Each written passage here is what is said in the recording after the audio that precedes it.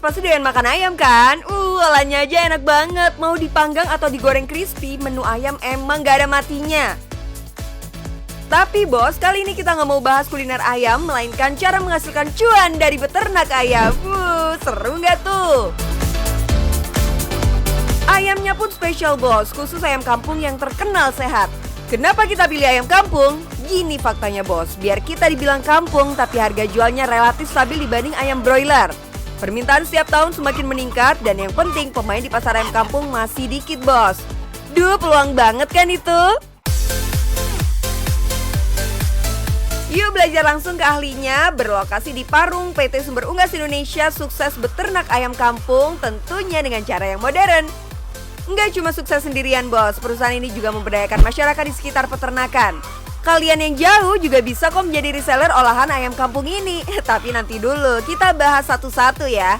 Apa sih maksud dari peternakan terpadu dari hulu ke hilir ini? Iya, Sumber Unggas Indonesia itu adalah peternakan terpadu.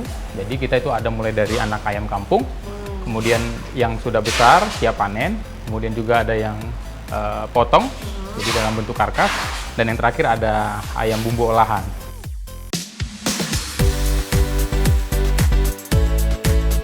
Jadi gini bos, peternakan terpadu dari hulu ke hilir ini artinya kita memanfaatkan semua lini bisnis, dari mulai cara indukan menghasilkan telur-telur berkualitas, pembesaran ayamnya sendiri, penjualan, sampai pengolahan limbahnya. Nggak sampai situ, ayam-ayam kampung ini juga diolah menjadi produk dengan nilai ekonomi yang lebih tinggi.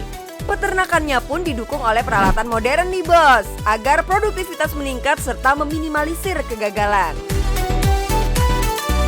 Oh iya betul Mbak, jadi kalau kita pakai mesin tetas itu dia bisa skala ribuan, bahkan sampai puluh ribuan. Jadi kita bisa setting kapan dia menetas. SDM yang dipakai pun gak banyak, sekitar 100 orang. Tapi kalau reseller jangan ditanya, banyak bener. Jadi dari sini bisa lahir pebisnis-pebisnis baru di dunia perayaman.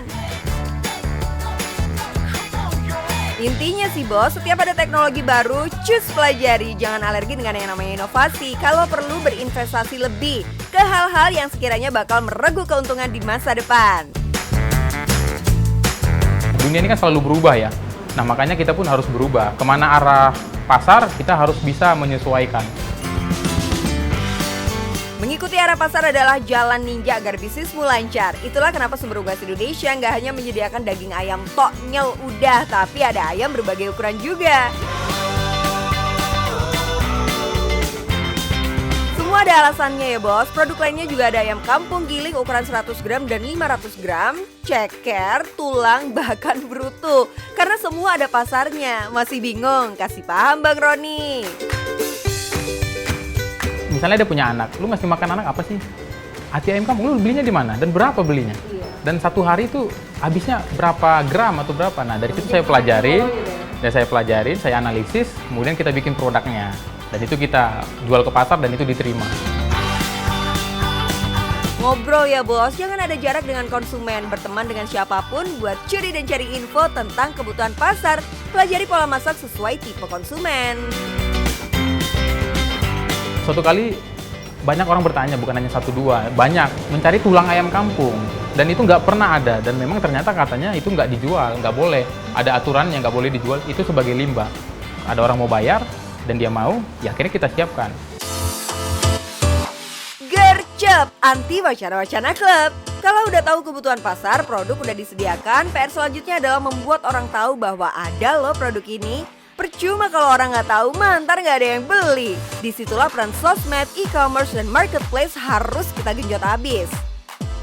Kalau udah jos, jangan terlalu nyaman juga ya bos, karena pasarnya dinamis terus berubah.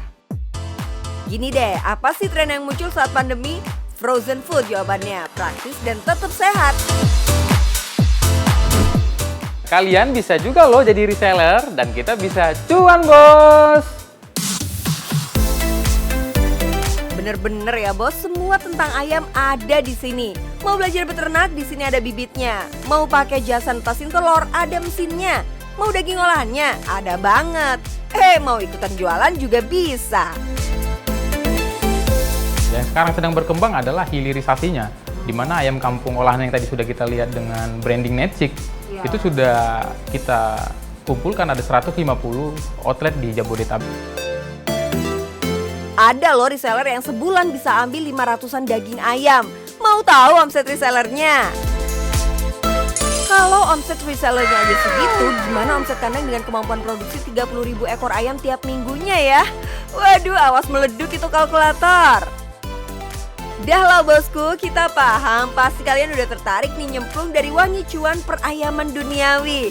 Nih sedikit tips dari Bang Roni. Kalau dia tinggal di daerah pedesaan, cocoknya memang ini melihara ayam. Karena pemeliharaan ayam itu hanya bisa dilakukan di pedesaan, nggak bisa di perkotaan. Nah, kalau dia tinggal di perkotaan, nah yang paling cocok adalah main di hilirisasi. Tadi seperti saya bilang di ayam pasca panen, ayam potong dan ayam bumbunya, Mbak. Nah, apalagi sekarang di kota-kota besar, orang sudah terbiasa belanja online. Dan itu harus kita manfaatkan, karena memang trennya ke depan ke arah sana.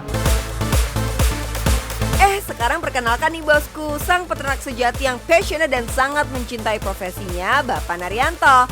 Saking cintanya, segala badai dan lika-liku beternak tak membuat beliau menyerah dan maju terus pantang mundur. Jangankan melewati badai pandemi, kandang kebakaran pun pernah beliau alami tapi tetap bertahan di profesi ini. Karena Pak Anto memulai semua dari nol dan memahami setiap langkah dalam urusan perayaman, dari penetasan sampai pemotongan pernah ia lakukan sendiri, jadi paham bener bosku gimana proses produksi ayam kampung ini. Ingat ya bos, step by step, alon-alon asal kelakon, jangan gegabah biar bisa untung bareng-bareng juga. Karena yang penting, cuan bos!